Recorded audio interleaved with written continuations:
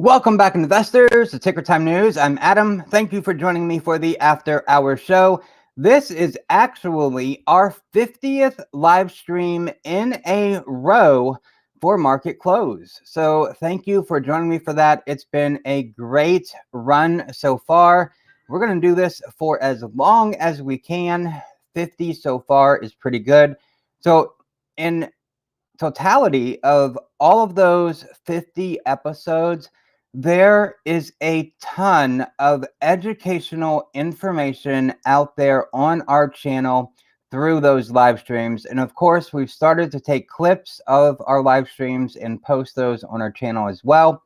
So you can narrow it down right to what you're interested in. So you don't have to end up watching the whole live stream to find out what we're talking about and, you know, the most important stocks that we bring up. So anyways, I'm excited about that. We also had the big day, the Fed day, right? So we've got to talk about what the Fed said and what Jerome Powell said during his press conference. And we've got a couple of deep dives I want to do. One on Lowe's. It was a little flip-floppy. They had some negative guidance, but then they did a stock repurchase program, which kind of brightened up investors for Lowe's. So a lot of things to dig into, but the most important thing about this live stream, and the reason we've done 50 in a row so far and why we're going to continue to do it, is what's on your mind. If you have a question, leave the ticker symbol and your question in the comments, and we will go over it live during the show, just like we have for the past 50 episodes. So thank you for your conversations. I look forward to those. Those are the best part of this live stream, talking about what's on your mind. So while you get your questions ready, I'm just going to jump right into it to kick off our 50th episode. So stock indexes, they reversed earlier losses to trade sharply higher after the Federal Reserve avoided any drastic changes to its monetary policy. So basically, the Fed came out and they said what everyone was anticipating. Okay, no big changes. So the market doesn't like change, and the market doesn't like uncertainty. The market doesn't like FUD, fear, uncertainty, and doubt. And the market had a lot of fear, uncertainty, and doubt leading up to today's FOMC meeting and the conclusion of that meeting and what the Fed will do. Now, as expected, the policymakers announced that it will speed up the end of its pandemic-era bond purchases and pave the way for three rate hikes by the end of 2022, with the earliest potentially coming in April after their March meeting. So that is important. Now, voicing concerns over persistently high inflation against a backdrop of steady recovery in the labor market, the Dow Jones gained more than 350 points after shedding around 100 points earlier in the day. The S&P, it rose 1.6%, and the Nasdaq jumped 2.2%, and they lost as much as 1.2% in the morning. So a nice 3.2% comeback for the Nasdaq from its lows intraday. The Russell 2000, it closed up 1.2% higher as well. Now, earlier, data showed U.S. retail sales rose modestly in November as consumer spending slowed on the back of rising prices. Import and export prices continued to increase at a solid rate, and the producer price grew more than it has in the past 13 years. And we talked about that in yesterday's live stream. Now, back to the Fed for just a moment, because that's the big news of the day. As anticipated, the Fed left the target range for federal funds rate unchanged at 0 to 0.25%. Now, when it does its first rate hike, they go up 0.25% at a time. So right now we're at 0 to 0.25%. the next rate hike will take us from 0.25 to 0.5%. And then the next one will be 0.5% to 0.75%. And then finally, 0.75% to 1%. That's how they will go up over time. And again, we're expecting now 3 for 2020. That said, it will double the reduction of asset purchases, by $30 billion per month. So it's 20 billion for treasuries and 10 billion for agency MBS. And the Fed signaled the 3 rate hikes by the end of 2022 amid expectations for continued inflationary pressures. The market was very pleased to hear Fed Chair Powell talk positively on the labor market and the consumer, even as the Omicron variant poses a risk to the economy. He argued the Fed will tighten policy in a gradual yet accommodative way because of robust economic activity that is driving inflation higher. That was an optimistic point of view for the market, thus the market turning higher in the afternoon.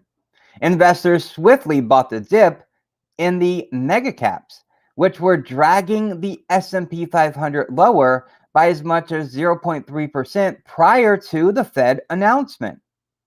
The heavily weighted S&P 500 information technology sector went from a 0.7% intraday decline to a sector-leading 2.8% gain by the close. The healthcare up 2.1%, utilities 1.7%, real estate 1.5%, and consumer staples up 1.2%. They were the strong session leaders. The energy sector was down 0.4%, and on the other hand, was the only sector to close lower despite higher oil prices at $70 a barrel, which was up 0.5% today. Short covering activity might have actually contributed to today's price action. The CBOE volatility index was up 7.2% intraday amid increased hedging interest, but ended the session lower by 11.9% to 19.29. Separately, while retail sales for November came up short of expectations, the report suggested that consumers moved up some of their holiday shopping. We've talked about this before. Now, this is due to or from some media reports about the supply chain. So what did people do? They went out and made their purchases earlier in the year, October, September. They were purchasing for Christmas. Now, the total retail sales, it increased 0.3% month over month. That's it. A very small incremental climb higher. Okay. We have, and this is important news for us and of course our Patreon members. We have our first Patreon members only video coming out on Saturday. So that will be totally awesome. And that's for all Patreon subscribers, no matter which tier you are on. We have a video coming out specifically for you guys, and we're going to continue to do that. And these are going to be videos for stock ideas, right? If you're on the hunt for a certain stock, if you're on a mission to find a new stock to potentially add to your portfolio, that's the type of video that we are going to release. Just to throw out some ideas of some interesting under the radar companies that are doing very well or are poised to do very well. So be on the lookout for that, Patreon members, on Saturday. And if you're not a Patreon member yet, first link in the description below will take you directly there. And there's a tier for everyone. There's a lot of goodies.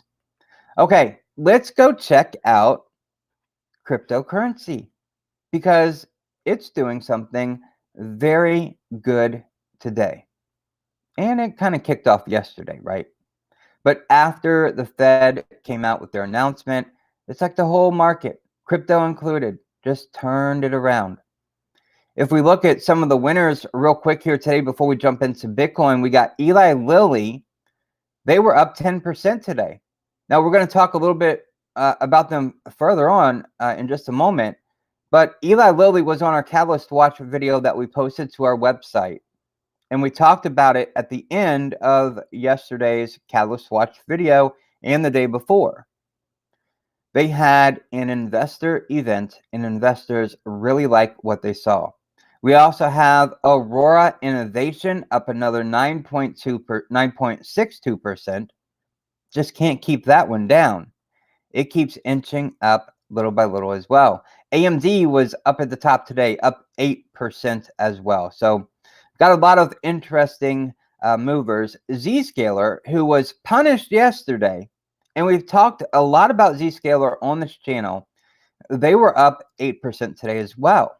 You have SentinelOne. Their ticker symbol is just the letter S, and they were up 7.7% today. So NVIDIA also 7.4%.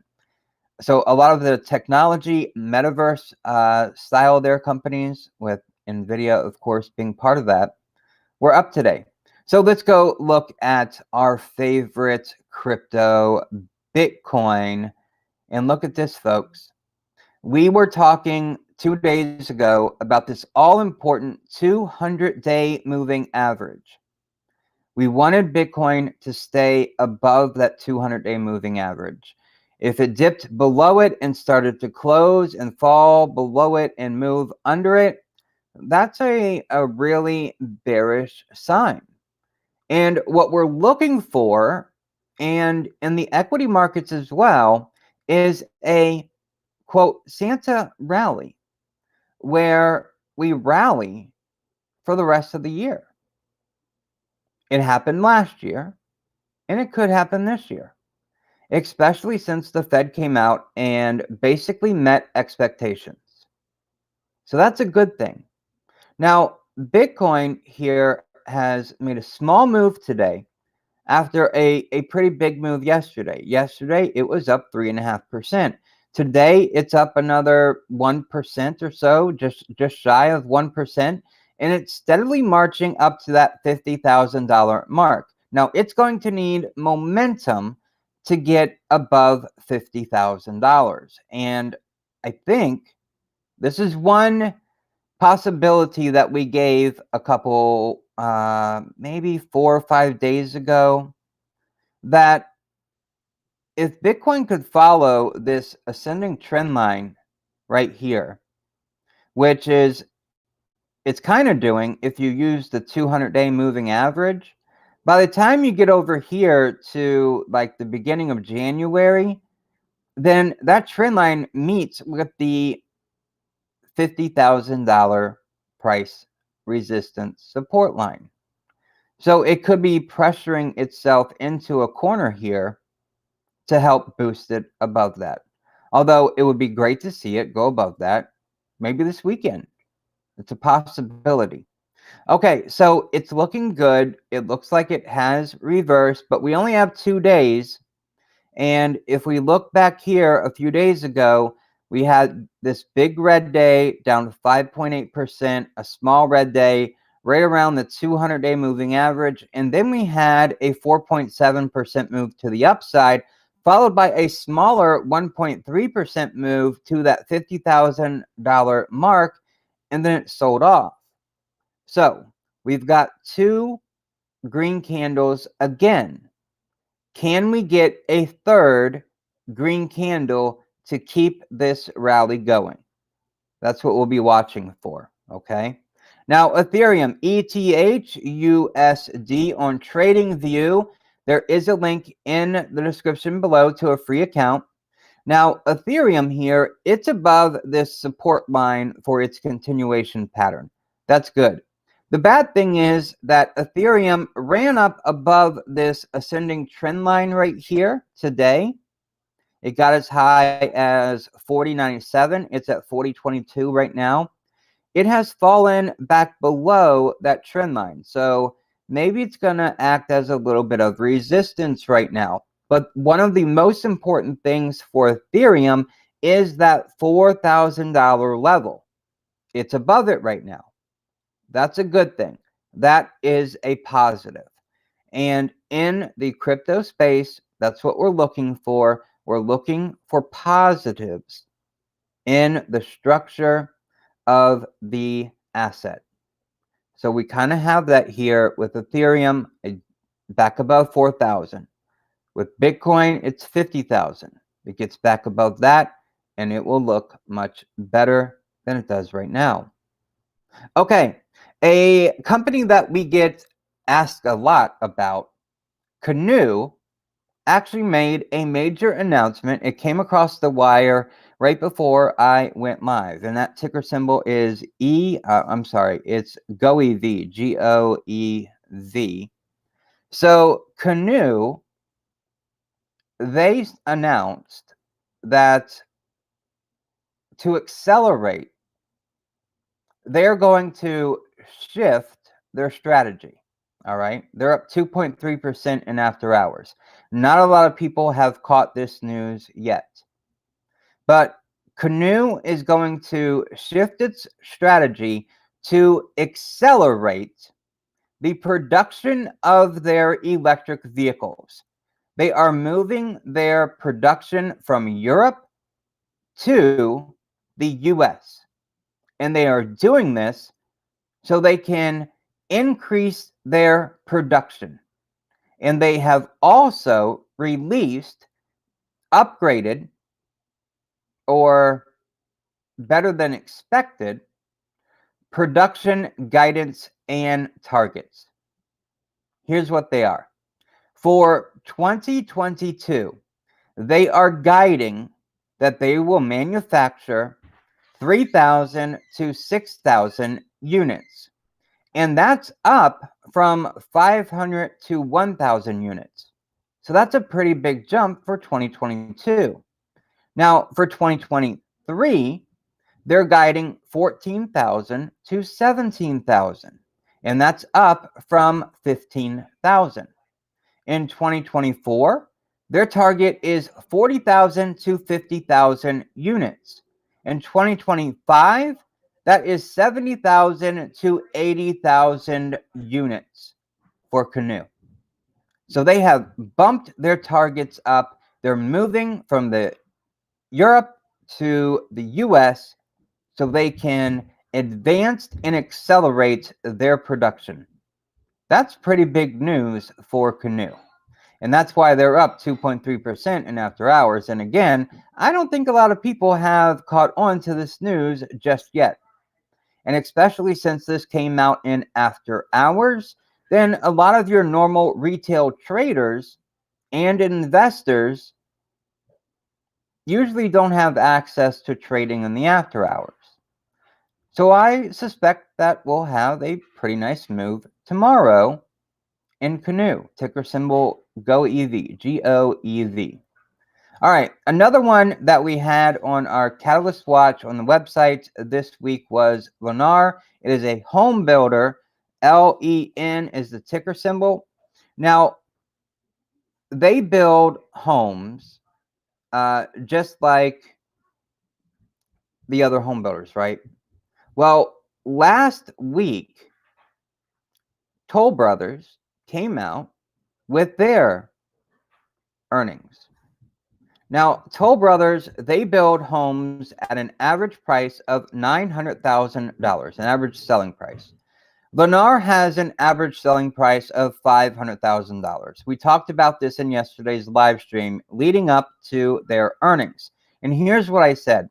I said they have lower margins and lower sales due to not building as fancy of a house as Toll Brothers does, right? And I thought that You see this circle, the purple circle? That's when Toll Brothers came out with their earnings. And Lennar ran up. And I said, I'm worried that their earnings are already priced in. And they were, because they were up 1.7% today. But as soon as their earnings came out in the after hours, they are down 4.7% because they missed EPS by 24 cents, but their revenue was in line. So it wasn't a very good earnings report, and that's why the stock is down. Now, if the ended up being a good earnings report, I don't think the stock would be up. I think it would be flat because I did believe it was already priced in. Now, another one that we talked about on the Catalyst Watch video that was on our website, you can go there and check it out. We talked about Eli Lilly right here on Tuesday. Eli Lilly, number 3. They hosted an investor meeting where they would share details of its initial financial guidance for 2022 and share what's in the pipeline for research and development opportunities. And guess what? Eli Lilly, ticker symbol is LLY. They sure did come out with some news. The stock was up 10.3% during regular session today. They're up almost 0.5% in after hours, after the company provided an upbeat fiscal 21 and fiscal 22 EPS guidance. And that was during their investor meeting. This was a positive from our Catalyst Watch page this week. Okay, looking good so far, right? That was a really nice move. And they were trading under their 50-day moving average. So to pop back above that, their volume was flat, average. There wasn't anything spectacular about their volume leading up to this. But today, volume came in. Oh, the candles are in the way. I can't see the number. Volume came in at 10 million, with average volume being 3.5 million. So a really big boost there in momentum for Eli Lilly. Now, I wouldn't suggest getting in now after it's already moved 10%, but it's looking good for the next year for Eli Lilly. Okay, another company that I want to dive in a little deeper here is Roblox. This is a gaming company. It's a gaming company that is really on the bleeding edges of the metaverse, right? Ticker symbol is RBLX for Roblox. Now, this is a company that I like. I like this company. Now, it was in a symmetrical triangle here. It broke out of that. It had a fantastic run all the way through November. Really nice run, but it was down 9% today. Why did that happen? Why did Roblox fall 9% today? Okay, let's get into this. So, Roblox, right? Roblox is big, bleeding edges. It'll be a metaverse leader. The ticker symbol again for Roblox is RBLX for Roblox. Now, Roblox is piling up some losses today after the creator of a virtual world building game reported November metrics that look quite strong, including a 35% year-over-year increase in daily active users, or DAUs, to 49.4 million. The solid growth is especially, I'm getting tongue-tied there because I'm excited about this company. But the solid growth is especially impressive since Roblox is lapping a difficult year-over-year period in which gaming was still experiencing a surge in activity due to the virus. For instance, for the 3 months ended December 31, 2020, DAUs nearly doubled year over year to 37.1 million. What today's report indicates is that a return to pre-pandemic behaviors and activities is not having the significant impact that some investors had feared, illustrating that Roblox's popularity remains robust as the metaverse expands. However, the stock is still diving lower despite the strong metrics for November. I believe there are a few primary causes for the weakness. First, it appears that DAUs and estimated bookings of $208 to $211 million, which is a 22 to 24% year over year gain, slightly missed analyst expectations. Just slightly. Additionally, bookings growth slowed a bit from the 28% mark generated in October.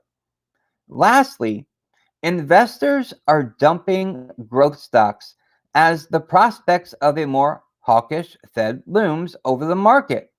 Now, we know the outcome of the Fed meeting now. Prior to this, we didn't. And that could be why the company is up 0.5% in after hours. Some may be thinking that this is a buy the dip opportunity for Roblox. But the overreaching story, though, is that momentum is in Roblox's corner as it transitions into a leading metaverse play, rather than just some online game.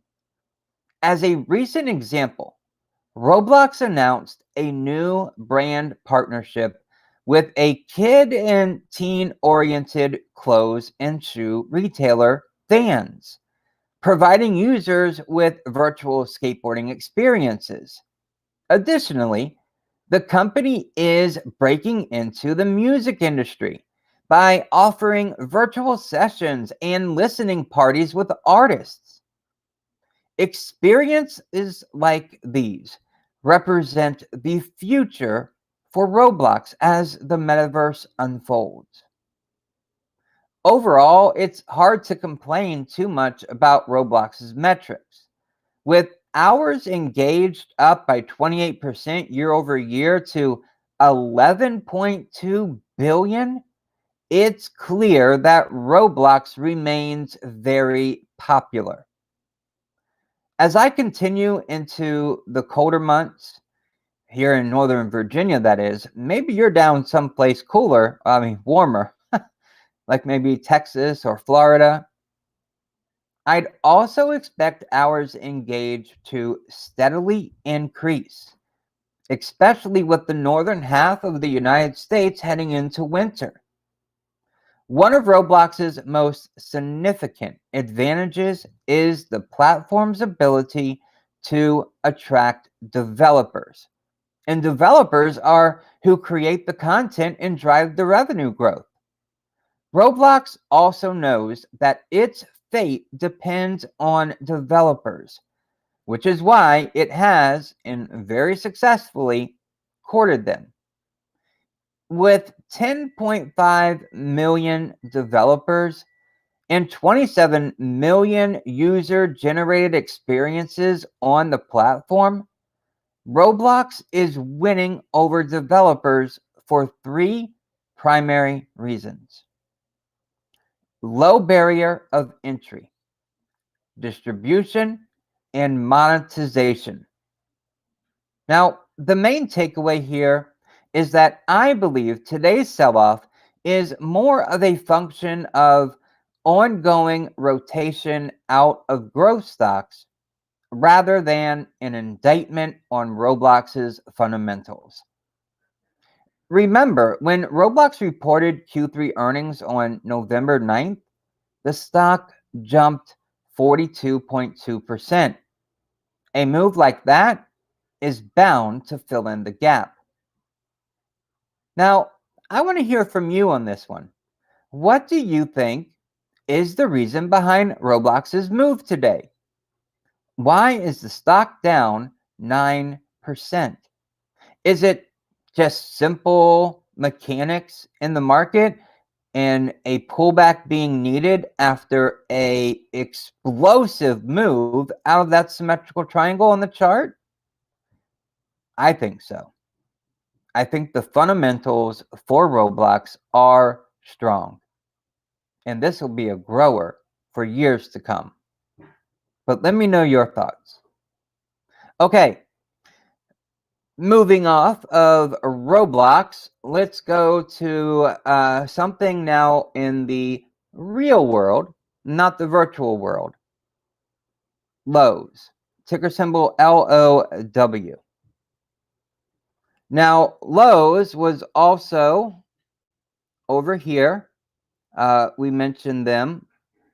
Go down here to Thursdays. Where is it? Lowe's, where are you? Oh, it was right there above Eli Lilly, Tuesday, number 2.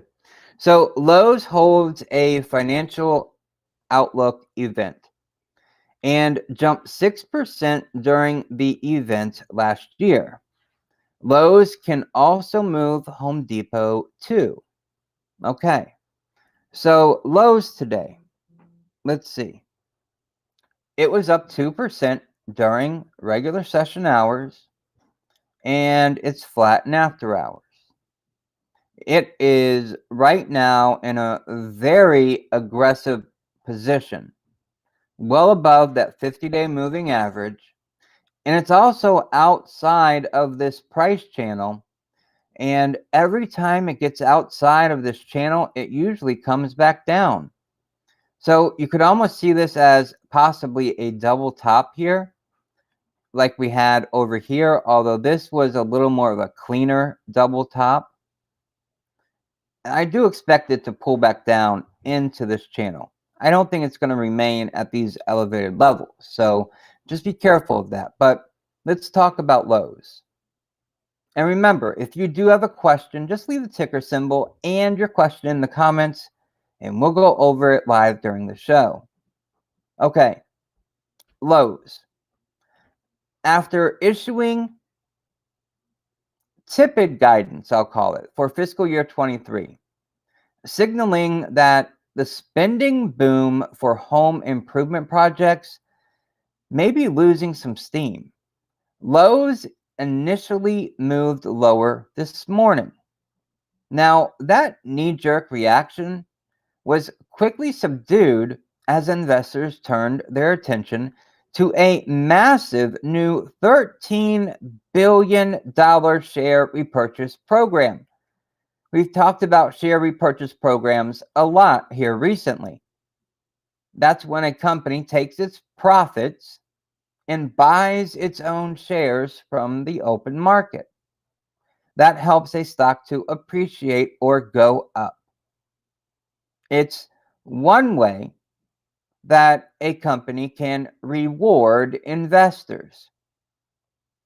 Now, this $13 billion share repurchase program that Lowe's also announced today, with over $7 billion still remaining on its prior program, Lowe's now has total share repurchase authorization of about $20 billion, providing the company with ample firepower to boost its EPS.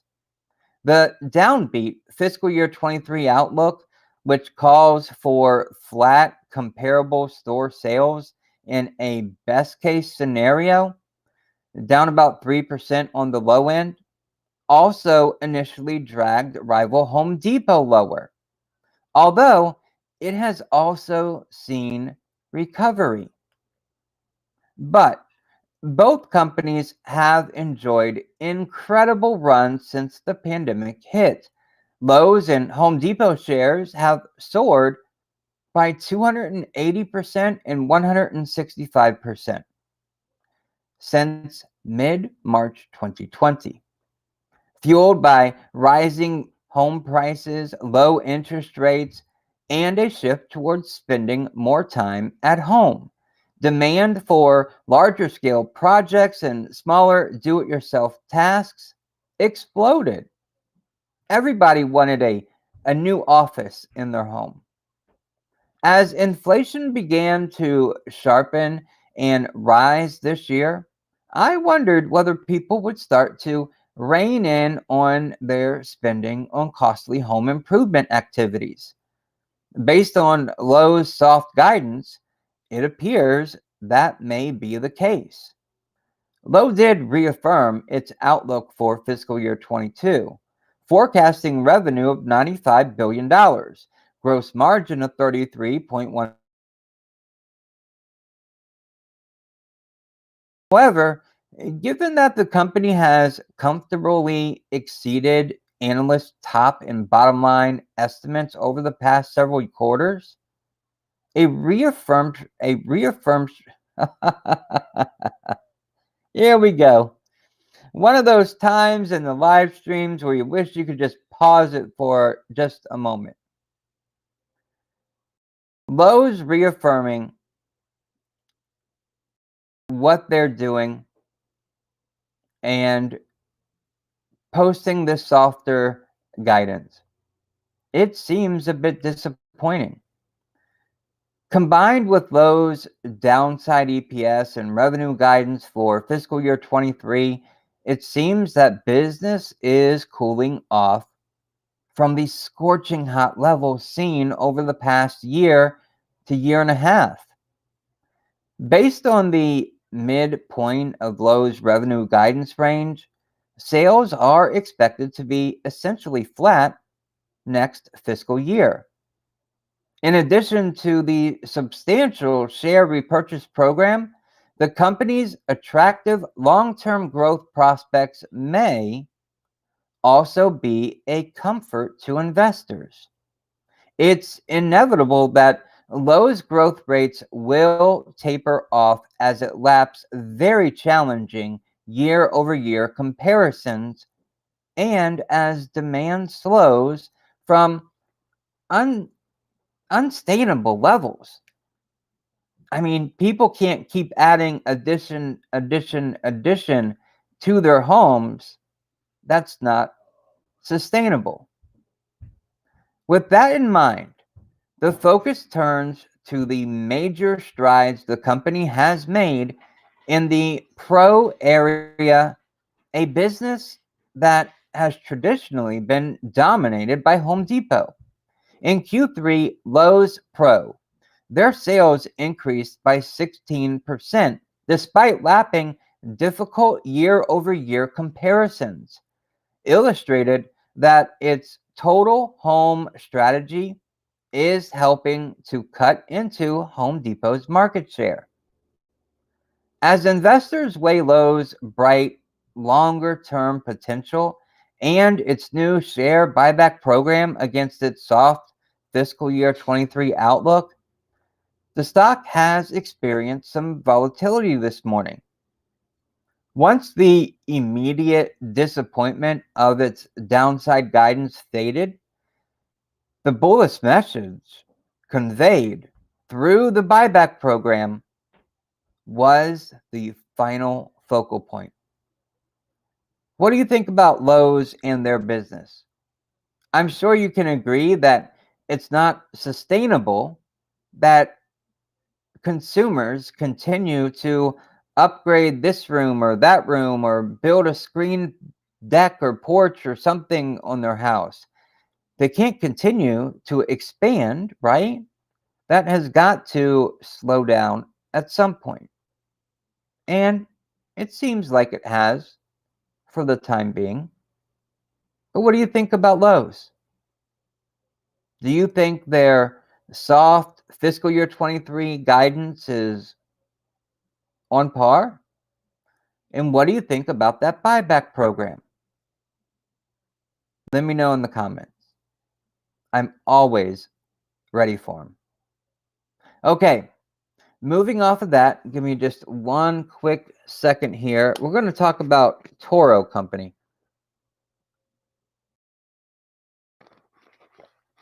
Okay, excuse me for that. Okay, Toro Company. The ticker symbol here, TTC. Toro Company. Look at this stock chart. This company had a brilliant run. We go back to the low of March 2020. This thing was up and to the right until we got to April of this year, and then things started to change. So if we open it up, this is what the stock looks like for 2021. It continued that rise. It popped right here just after the dividend came out. We have earnings here. Let's place that vertical. And then we had earnings here. Place that vertical. Another earnings. There we go. And then the most recent earnings right here. Okay. So it has been in a downtrend. Now, when we put our trend lines here, we want to have as many touch points as possible. And this one's kind of tricky because if we just go off of what's up on top, then it's kind of looking like this. But that doesn't look quite right, right?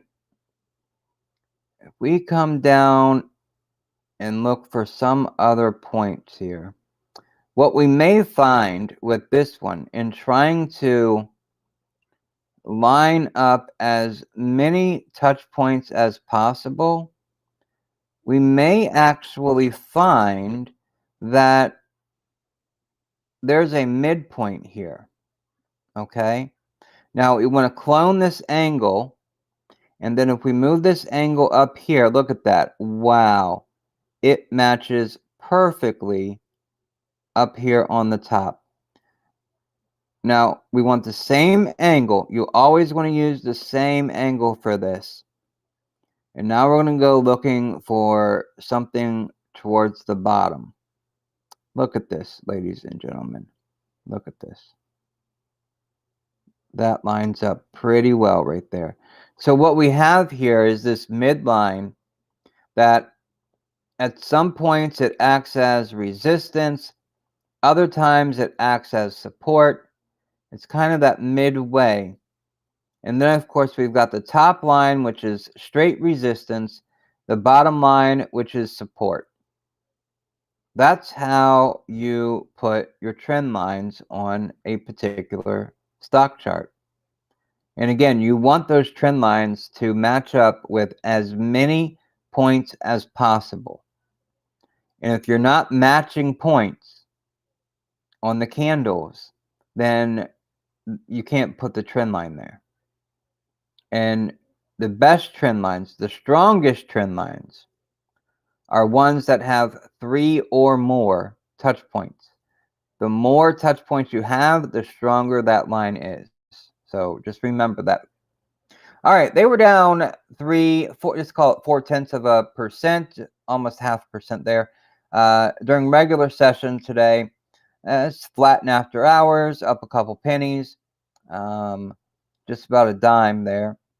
But Toro Company, ticker symbol TTC, made the cut today after the company reported decent Q4 earnings results. The manufacturer of equipment for lawn mowing, landscaping, snow removal, and other agricultural utilities has endured supply chain challenges, along with most of the industrial sector throughout the year, but still managed to post double-digit growth in each quarter in fiscal year 21. Toro also laid out a bullish long-term target in Q4, a testament to the robust underlying demand in both its residential segment and its professional segment. In Q4, Toro posted modest earnings upside of just about 3 cents per share.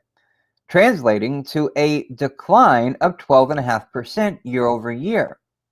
However, revenues continued to show strength, growing 14.2% year over year to $960.7 million for Toro's fifth consecutive quarter of double-digit revenue growth. Sales were solid in both of Toro's segments, but residential continued to be the shining star, jumping 19.8% year over year in Q4, an excellent continuation of momentum from the 23% jump in Q3. That was back in July. Although residential has now been the standout in 3 of the past 4 quarters, it typically only makes up about a fourth of total sales.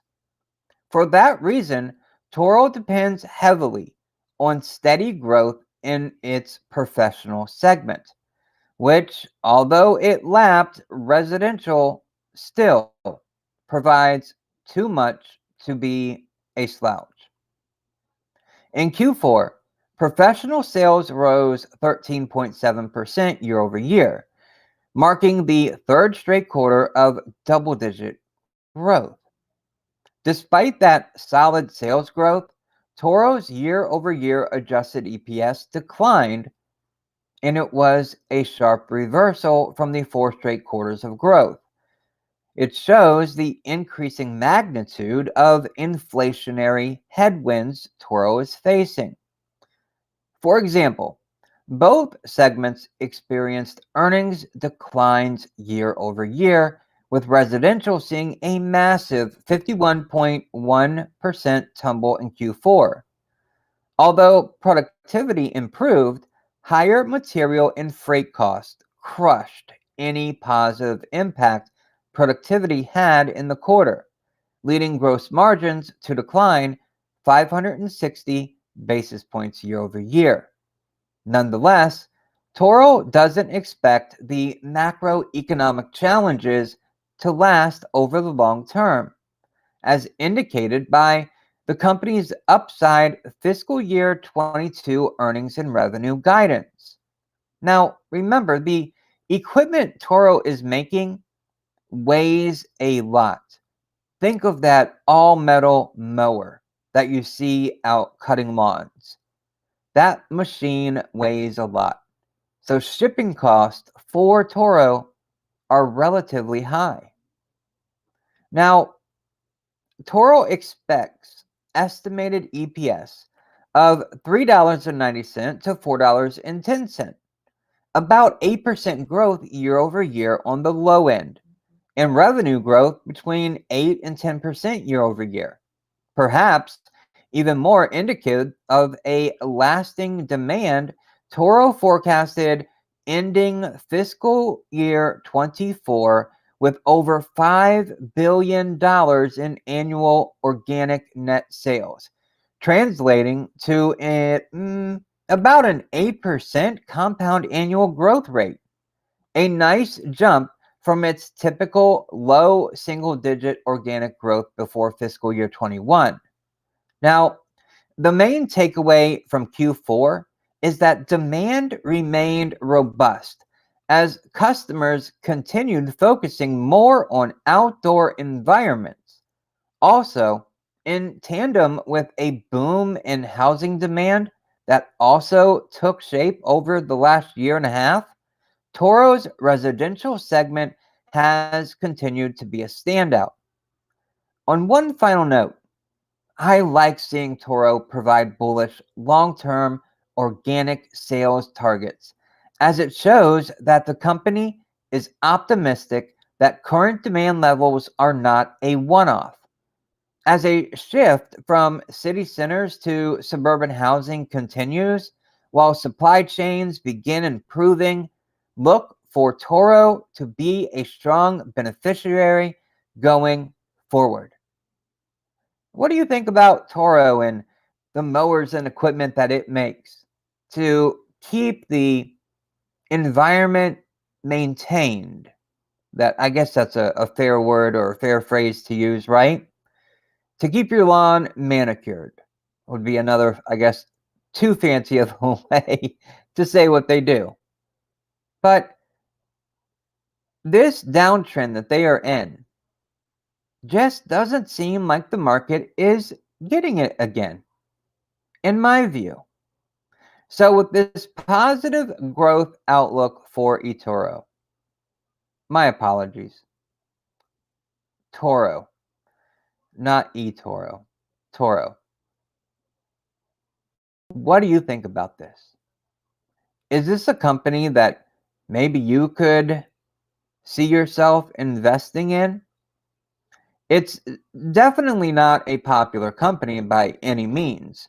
I mean, the average volume for this is 416,000 shares traded just today. So it's not a popular one. But I think it's one that could have steady growth, especially with the headwinds of an improving economy. Okay, that's my take on eToro. And as a matter of fact, those are the companies that I wanted to do my deep dives on. So if you have a question, now would be a great time to ask. Any company, not a single company is off limits. Just leave the ticker symbol and your question in the comments and we'll go over it. Now, I have to add, if you found this video to be helpful, informative, actionable, then there's 3 things I would love for you to do. 1, click the like button. That lets YouTube know that you like this video and hey, maybe others will too. Number 2, get the URL and share this video. Sharing this video is one of the more powerful things that you can do to help our channel. And the reason I'm asking you to do those 2 things is to help all of us reach financial freedom. The more people who are investing, the more people who are learning about investing and about the different companies that are out there that they can choose from, the better off we all will become. Now, the third thing that you can do is click the first link in the description, and that will take you to our Patreon page. We have many benefits that I think anyone would like to have. Okay. The last thing is, of course, to leave a comment. Let me know what you think. What companies would you like me to talk about? As a matter of fact, I got a comment about Enphase. So I'm putting together a segment to do on Enphase by the end of this week. And that came directly from a request from one of you in our investing community. All right. Now, I do want to talk about one little catalyst coming up for Friday, and then a few that could be coming up tomorrow. So I want to go over that. Just remember, if you have any questions, just leave the ticker symbol and your question in the comment, and we'll go over it. Okay, hopping over here, Catalyst Watch. Let's go to Thursday. I've got a few of them on here, okay?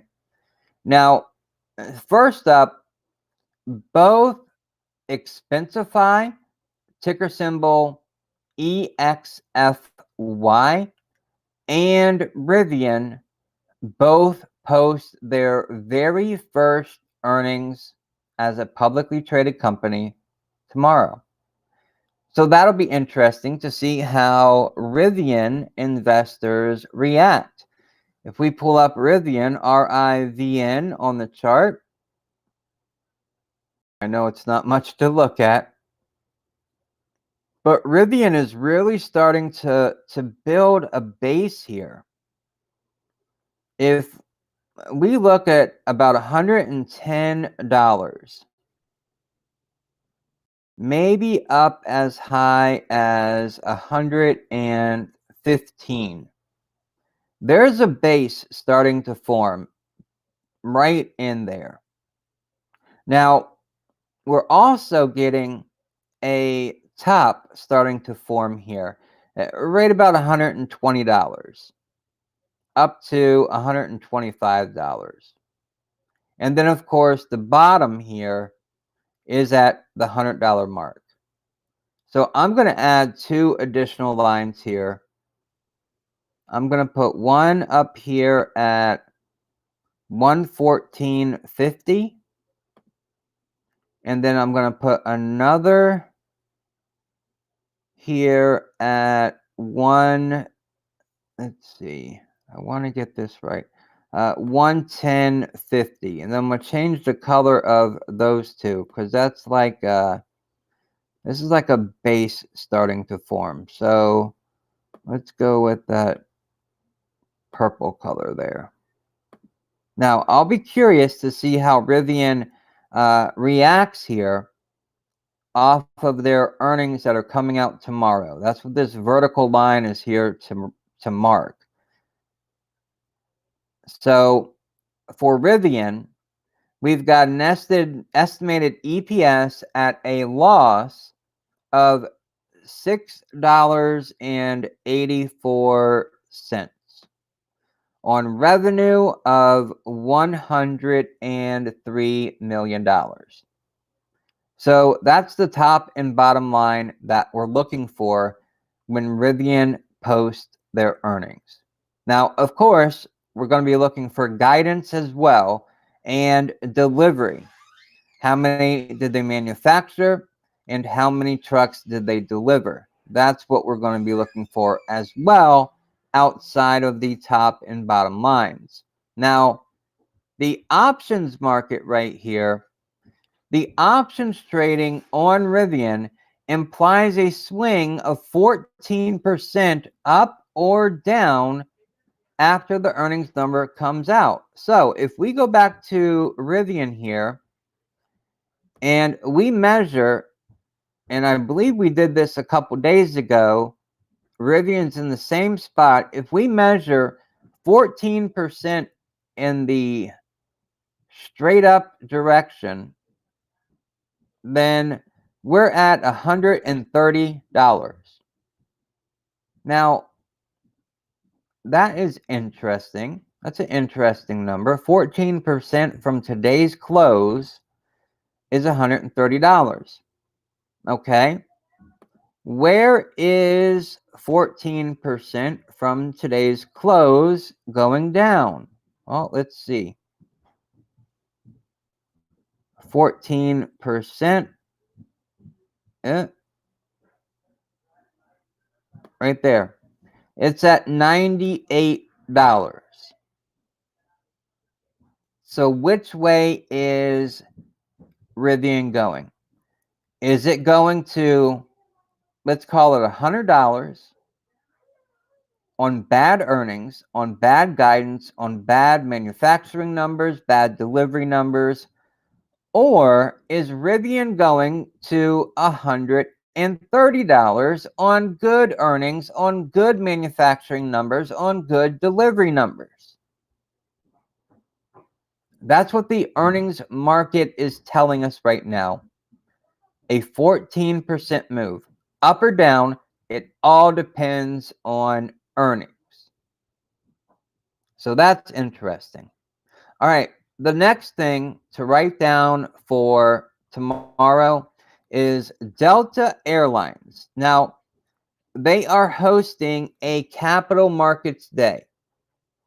Now, this event is to share long-term earnings and margin targets, as well as outline a plan to restore the balance sheet. That's right. Their balance sheet is a mess. They need more customers. They need more revenue so they can improve their margins so they can improve their balance sheet. This company is hurting. And if we look at Delta, DAL on the stock chart, Delta Airlines, it moves whenever there's news, okay? If there's news that there's a new variant, oh, the stock drops. If there's news that, oh, the variant isn't as bad as we thought, the stock pops, okay? It moves on news. It no longer moves on the fundamentals of the company, okay? If we look here at the last earnings here, let me put a vertical there and then pull them up. They beat EPS by 96%. They reported EPS of 30 cents a share, and it was estimated at only 15 cents a share. They beat on revenue by 9.2%. They had $9.15 billion reported on estimated revenue of $8.37 billion. And yet the stock went down. It went down until the 29th of October, and then it had a Halloween surprise here, and it popped, and then it gapped up. Look at that big gap up it made, all the way up to November the 8th. So it moves on news, not fundamentals. So Delta Air wants to get back to the stock moving on fundamentals. How did I just get a Fibonacci tool? That's not what I wanted. I wanted to put a vertical there for earnings. Okay. Alibaba. That's the next one. Now, Alibaba, in my view, is a stay away. BABA. Alibaba. I say stay away. But there is a ton of articles out there about Alibaba, and it's a value stock. Alibaba is now a value play. Buy Alibaba. No, no, no. If Alibaba gets wrecked from the CCP, the stock is going down. What if news comes out about Alibaba that the CCP, like they did to Didi, says Alibaba must be delisted from all U.S. exchanges due to security concerns? The stock is going to fall even more, folks. I just believe the risk is just too great. Excuse me. I've been talking a lot. Can't you tell? Okay. So, man, it's just been falling and falling and falling. I say stay away, but you do what you do, right? But Alibaba is hosting a 2-day virtual investor day, and we should be able to learn something about where they're going as a company, okay? There's always a bit of nuggets here or there that you can get whenever an executive talks, no matter from what company or where they're talking at. So, you know, always watch out for that. All right, pre-market, we've got Accenture, ACN. They post their earnings. ACN, let's take a look. Look at that. Look at that, folks. That is the most beautiful stock chart that you could ever wish for. Up and to the right. It's using that 50-day moving average as its support level, and it's just been moving. All right. Now, the beginning of the year, no, that's 2020. Oh, I've got it scrunched up for nearly 2 years here. Okay, so since the March bottom, yeah, this thing's just been on fire. Let's get 2021 in here. That's what I really want. All right, there's 2021. It's got earnings coming up. It has been doing really well.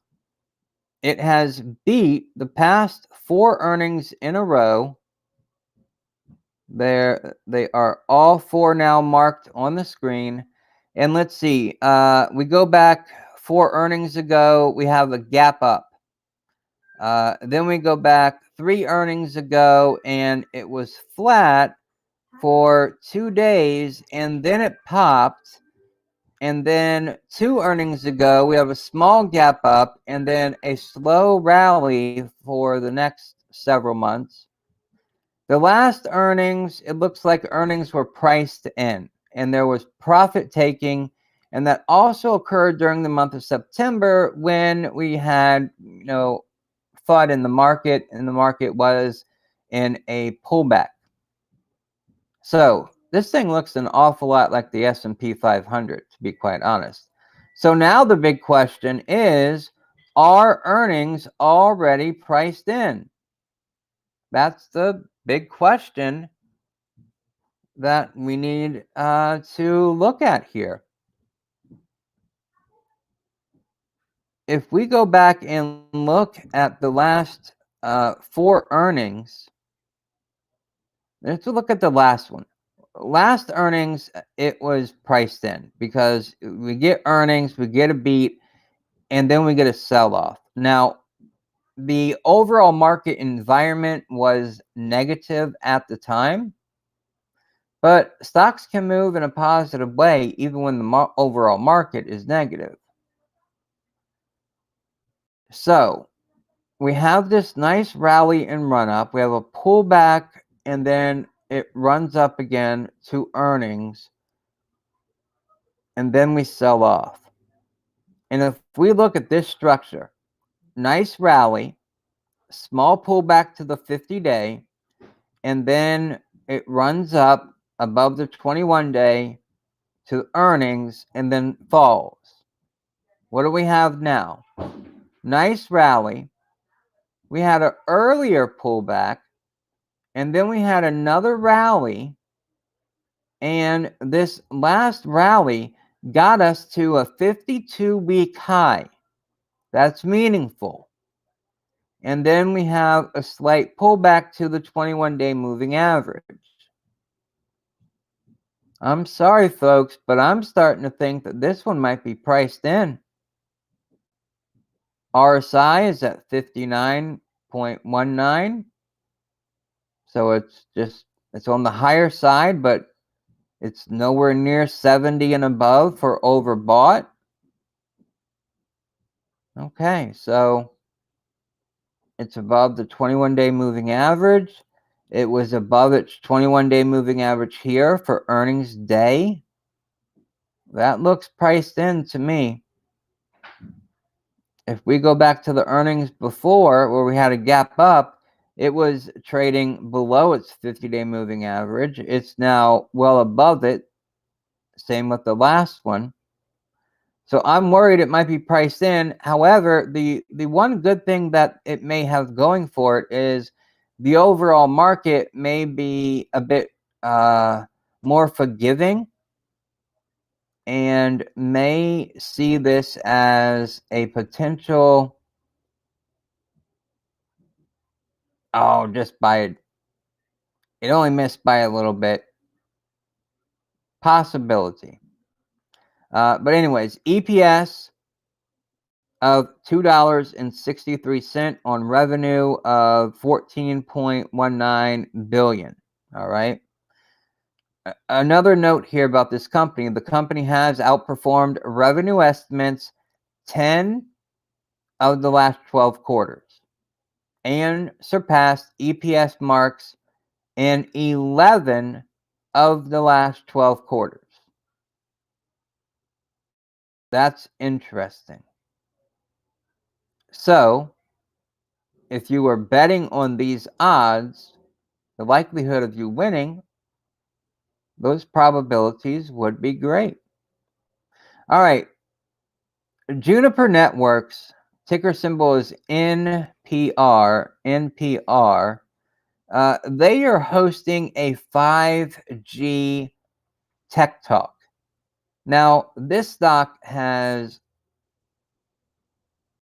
been in a major rally, and quite frankly, I'm waiting for the pullback because look at this. We don't have much history here. I mean, we do have slightly over a year. Had a run up there when it became public. Another run up right here, just randomly, or maybe on some news. We have these earning blocks that, yeah, there's the reason these aren't green or red for earnings, and it only has in here, just what they reported, is because nobody's covering them. You don't have analysts covering them. So you don't have price targets or EPS estimates or revenue estimates. You don't have those like you do for bigger companies because analysts aren't covering this. This thing is $1.90 a share. So it's not a very big one. But it is a big one in the sense of 5G.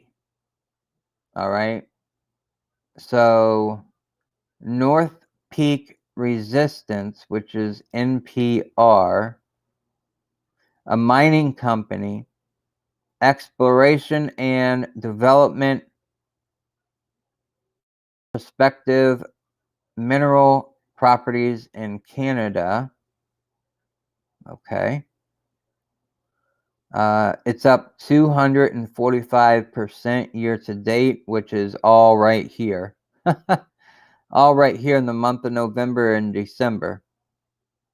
But wait, whoa, what did I do?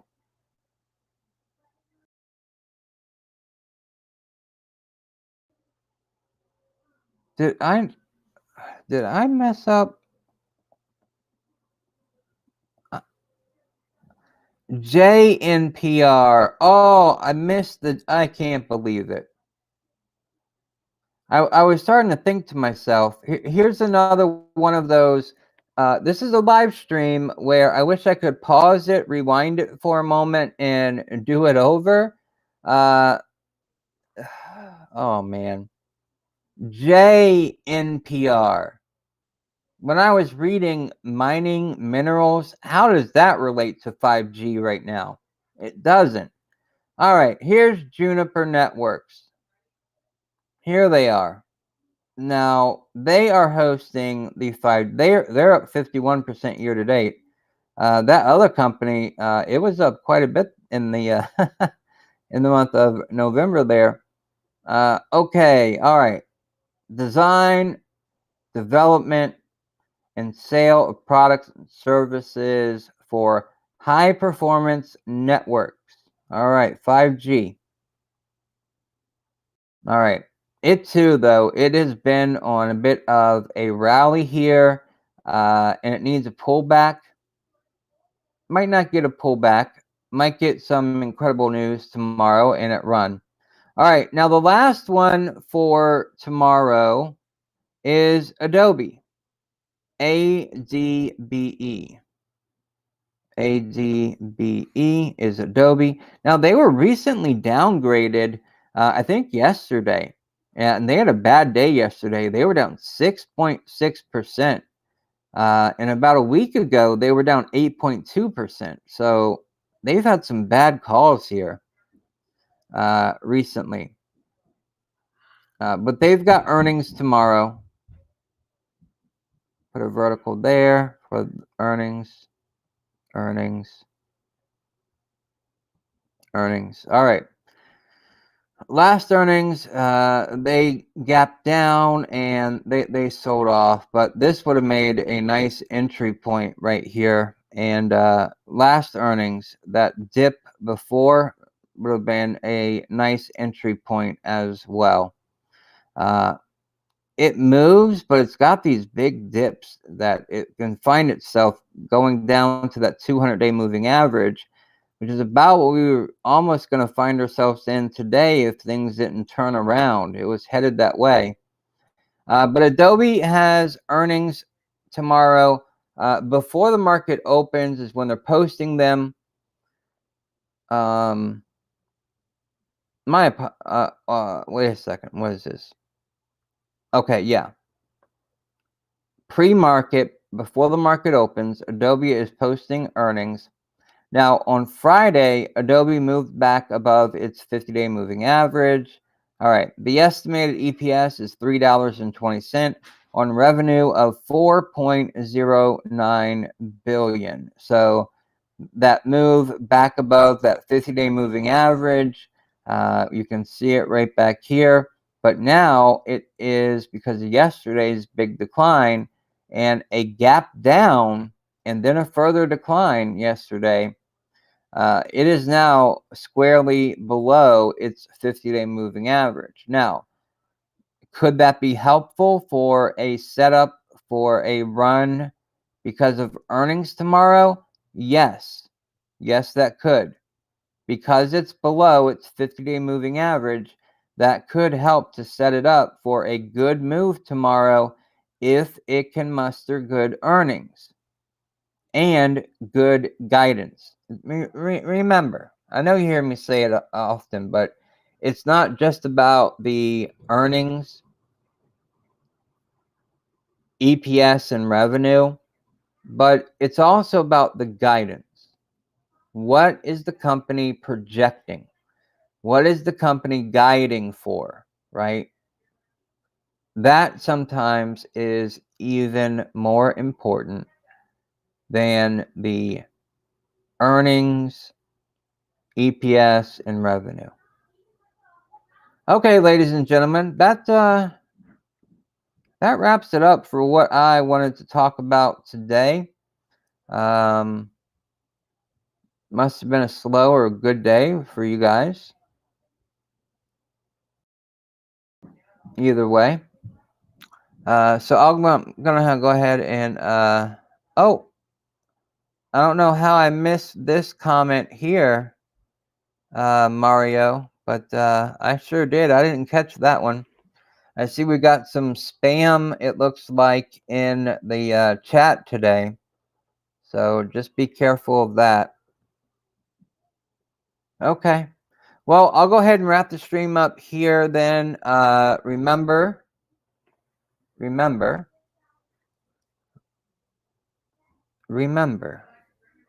if you're watching the replay of this, just leave your ticker symbol and question in the comments.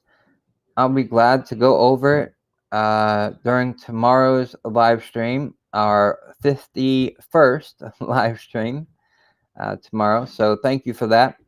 And yeah, I will have an in-phase video, a standalone video coming out later on this week from a request from another investor out there in our community.